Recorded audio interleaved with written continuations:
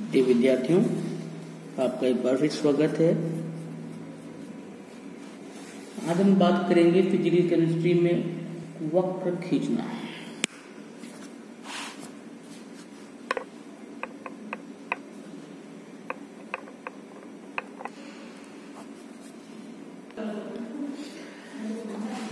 फलन, वक्र खींचने के अंतर्गत हम पहले पढ़ते हैं फलन। फलन क्या होते हैं इसके बारे में बात करेंगे।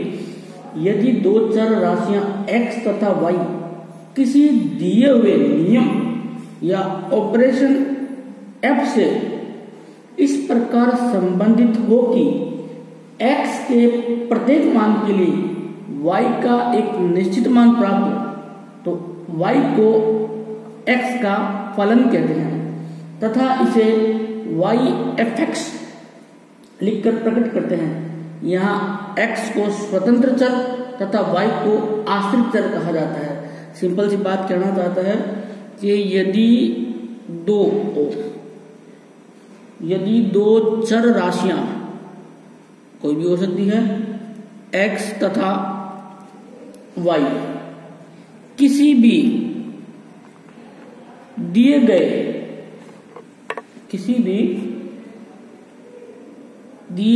गए या दिए हुए नियम या संक्रिया ऑपरेशन, जिसको अपन F बोलते हैं, से इस प्रकार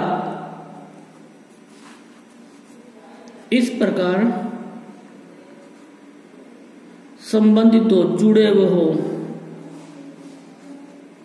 कि x के प्रत्येक मान के लिए y का एक निश्चित मान प्राप्त हो, तो y को x का फलन कहते हैं। इसको कहते हैं y को। सिंपल सी बात है कि कोई भी दो चार राशियां हैं x तथा y है, ये किसी नियम या संक्रिया है f से इस प्रकार जुड़े हैं कि x के प्रत्येक मान के लिए y का एक निश्चित मान प्राप्त होता है। x के प्रत्येक मान के लिए y का एक निश्चित मान प्राप्त होता है, तो y को हम क्या कहते हैं? x का फलन कहते हैं। इसे हम इस प्रकार रिप्रेजेंट करते हैं फलन को। यहाँ x को स्वतंत्र चर, x क्या है? इंडिपेंडेंट चर है, वेरिएबल राशि है।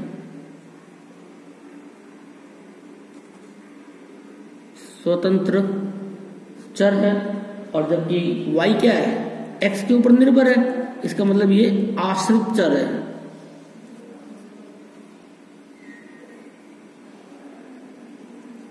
ये जो हमने लिखा है y फलन x का, इसका मतलब y जो है x का फलन है। इसको इस प्रकार पढ़ा जाता है। अब है वैल्यू ऑफ फंक्शन, फलन के मान की, फलन का मान या वैल्यू ऑफ द फंक्शन। इसके लिए हम मानते हैं कि माना y बराबर फलन है x का, एक फलन है।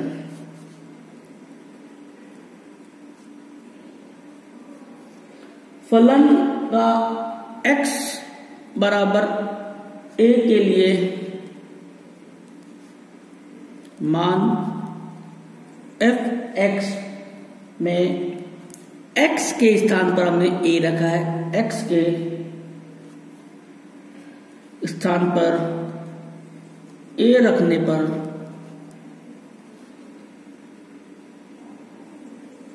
प्राप्त होता है जिसे हम fa के द्वारा निरूपित कर सकते हैं या बता सकते हैं। दूसरे शब्दों में हम ये कह सकते हैं कि फलन fx का मान है, एक ही बात है। जबकि x बराबर क्या है? a। अब हम एग्जाम्पल की बात करते हैं, एक एग्जाम्पल लेते हैं, उसे समझने का प्रयास करते हैं कि वो हमें क्या बताना चाहता है। एग्जाम्पल देखिए, यदि फलन f(x) इक्वल टू 2 की power x square minus 5x plus 1 हो तो फलन 2 का मान ज्ञात कीजिए या बताइए। बहुत ही सिंपल बात है, x की जगह में 2 रखना है, ठीक है। तो f(2) बराबर 2 मल्टीप्लाई 2 का स्क्वायर माइनस 5 मल्टीप्लाई 2 प्लस 1, तो इसको हल कर देते हैं। इसको हल कर देते हैं। 2 multiply 4 minus 10 plus 1 equal to -1, ये आपका आंसर है फलन 2 का। उसके बाद हम बात करते हैं समकोणिक निर्देशांक पद्धति, रेक्टेंगुलर कोऑर्डिनेशन सिस्टम या कार्तिकीय पद्धति। बहुत ही सिंपल और इम्पोर्टेंट है, इसका नाम है समकोणिक निर्देशांक पद्धति या कार्तीय पद्धति। इम्पोर्टेंट है और हमें हर हालत में ये पद्धति के बारे में पता होना चाहिए। क्रमित युग्मों का मतलब हमने माना कोई XY क्रमित युग्म है। क्रमित युग्मों के प्रथम घटक को भुज, क्रमित युग्मों XY के प्रथम घटक के भुज तथा द्वितीय घटक को कोटि मानकर ऑर्डिनेट मानकर एक क्रमित युग्म को कार्तीय तल पर एक बिंदु के रूप में प्रस्तुत किया जाता है। बहुत ही सिंपल सी बात बताना चाहता है कि कोई क्रमित युग्म है XY के प्रथम घटक को भुज तथा द्वितीय घटक को कोटि मानकर एक क्रमित युग्म को कार्तीय तल पर एक बिंदु के रूप में हम प्रस्तुत कर सकते हैं।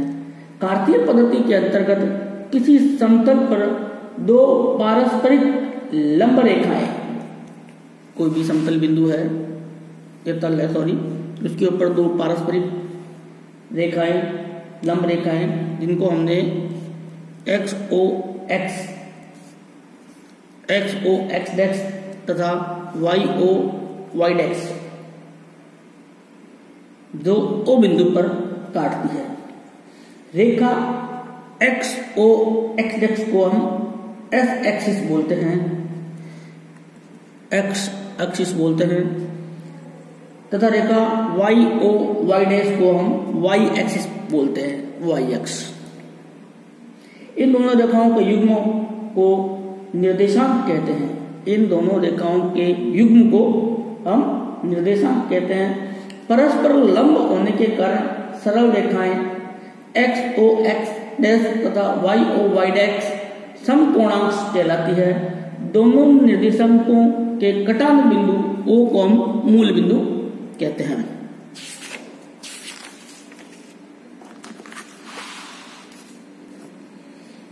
X अक्ष, Y अक्ष तथा मूल बिंदु O सामूहिक रूप से निर्देश फ्रेम कहलाते हैं। तो निर्देश फ्रेम X अक्ष, Y अक्ष तथा मूल बिंदु O को सामूहिक रूप से हम उसको निर्देश फ्रेम ऑफ रेफरेंस कहते हैं या कहलाते हैं। वह समतल तल जिस पर एक्स अक्ष तथा वाई अक्ष स्थित होते हैं कार्तीय तल कहलाते हैं। तो कार्तीय तल समझ में आ गया। वह समतल तल जिस पर एक्स अक्ष तथा वाई अक्ष स्थित होते हैं वो कार्तीय तल कहलाते हैं, या इसे एक्स वाई तल भी कहते हैं। जैसे हमने ये लिया था, ये एक्स एक्सिस है और ये वाई एक्सिस है।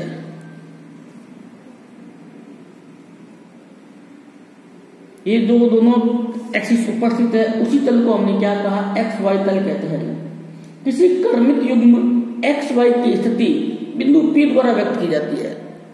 अगर हम कार्तीय पद्धति की बात करें तो कोई भी क्रमित युग्म है,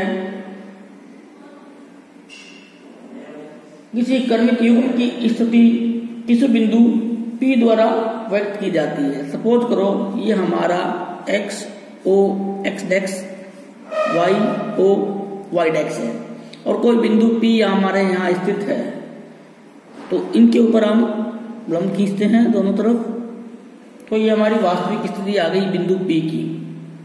जो एक्स वाई क्रमित युग्म की स्थिति है, इसको हमने दे दिया M, इसको हमने दे दिया N। किसी क्रमित युग्म की स्थिति किसी बिंदु P द्वारा व्यक्त की जाती है। इस प्रकार व्यक्त एक्स वाई को बिंदु P के कार्तीय निर्देशांक कहा जाता है। ये बिंदु क्या है, एक्स वाई का, एक्स वाई को बिंदु P के कार्तीय निर्देशांक कहते हैं। O से OX दिशा में धनात्मक, X से OX दिशा में धनात्मक तथा O से OX दिशा में ऋणात्मक माना जाता है। इसी प्रकार O से OY दिशा में धनात्मक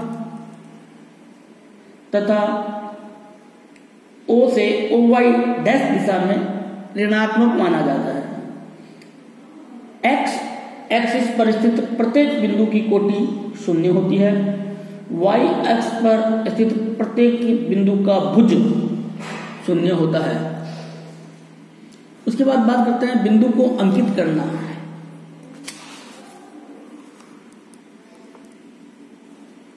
बिंदु को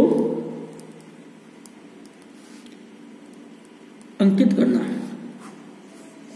बिंदु को अंकित करने के लिए पहले लंबाई की कोई इकाई निश्चित की जाती है।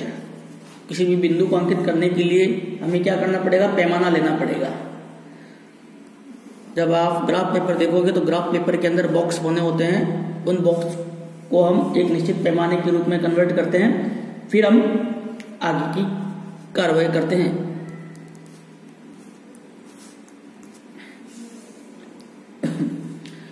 क्रमित युग्म एक्स वाई की स्थिति निश्चित करने के लिए एक्स अक्ष की दिशा में एक्स लंबाई, एक्स इकाई लंबाई ओ एम बराबर पी एन। यदि एक्स धनात्मक है तो ओ के दाईं ओर, और यदि एक्स ऋणात्मक है तो ओ के बाईं ओर। यदि एक्स का मान धनात्मक है तो हम इधर लिखते हैं, और यदि ऋणात्मक है तो हम इधर लिखते हैं। तथा इसी प्रकार वाई एक्स की दिशा में वाई इकाई ओ एन बराबर पी एम। यदि वाई धनात्मक है तो ऊपर की दिशा में, तथा यदि वाई ऋणात्मक है तो नीचे की दिशा में।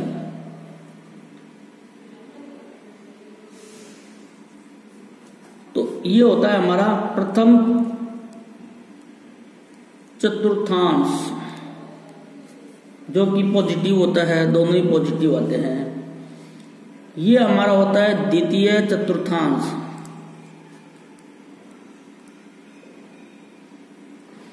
जिसमें एक नेगेटिव होता है, एक पॉजिटिव होता है। अगर x नेगेटिव है तो y पॉजिटिव होता है। उसके बाद आता है तृतीय चतुर्थांश।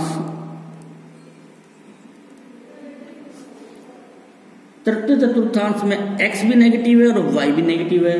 उसके बाद आता है फोर्थ या चतुर्थ चतुर्थांश, जिसमें एक पॉजिटिव और एक नेगेटिव है।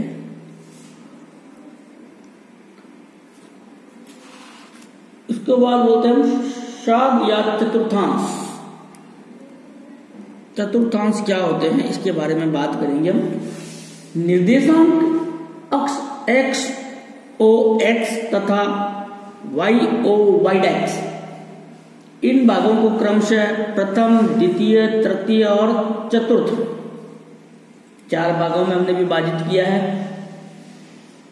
4 भाग हमारे किस प्रकार हो सकते हैं? एक्स ओ वाई,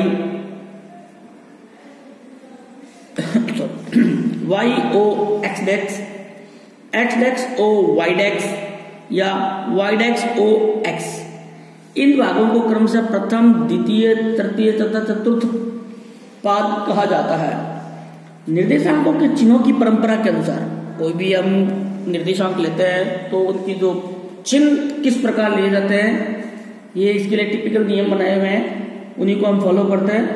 प्रथम पाद में स्थित किसी बिंदु के दोनों निर्देशांक भुज x तथा कोटि y धनात्मक होते हैं, जैसे कि हम दिख भी रहा है कि x इधर धनात्मक है, इधर y भी धनात्मक है। द्वितीय चतुर्थांश में स्थित किसी बिंदु, कोई भी बिंदु सपोज करो वो यहां है,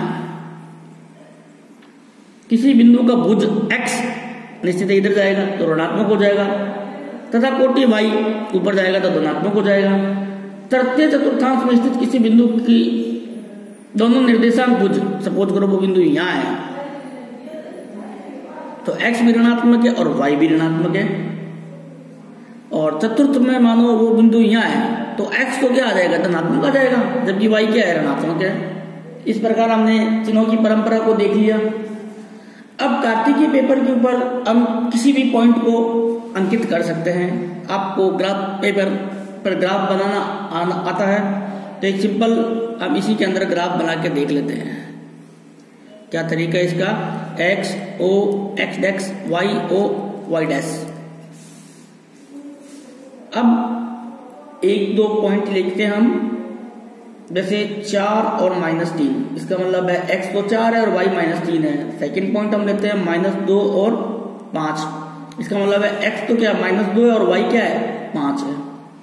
तो सबसे पहले पैमाना लिया जाता है। जब आप ग्राफ पेपर देखते हो तो आपके अंदर छोटी और बड़ी लाइनों को एक बॉक्स दिखाई देता है, तो पैमाना निश्चित रूप से हमें ये भी लेना होता है, एक बड़ा खाना बराबर 1 गज या 1 सेंटीमीटर या 1 मीटर जो भी देके रखा है, ठीक है। तो हम x का मान 4 लेते हैं, सपोज करो ये 0 है तो 1 2 3 4 5 इस प्रकार इसको रिप्रेजेंट करते हैं। अभी क्योंकि माइनस में है, माइनस का मतलब क्या है? नीचे की तरफ जाना है, तो 0 तो यही है, 1 2 3 4 1 2 3 4, ठीक है। इसी प्रकार ये 1 2 3 4 5 1 2 3 4 5 और इसी प्रकार 1 2 3 4 5 6 1 2 3 4 5 6। अब जैसे हमारा पहला एग्जांपल है x4, तो x4 ये है, सॉरी x की दिशा में जाना तो x4 ये है।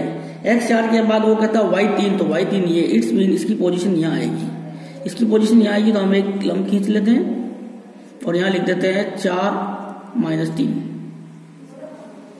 उसके बाद दूसरा एग्जांपल है -2, x का मतलब -2 है, -2 मतलब इधर जाना है तो मतलब ये पॉइंट है। और उसके बाद y पॉजिटिव है 5 है तो y को यहाँ ले लेते हैं, तो ये y 5 हो गया, ये x 2 हो गया, -2 5। इस प्रकार आप ग्राफ पेपर के ऊपर कार्तीय पद्धति का उपयोग करते हुए ग्राफ का निर्माण कर सकते हो। नेक्स्ट वीडियो में हम बात करेंगे फलन का आलेख, graph of a function. Thank you.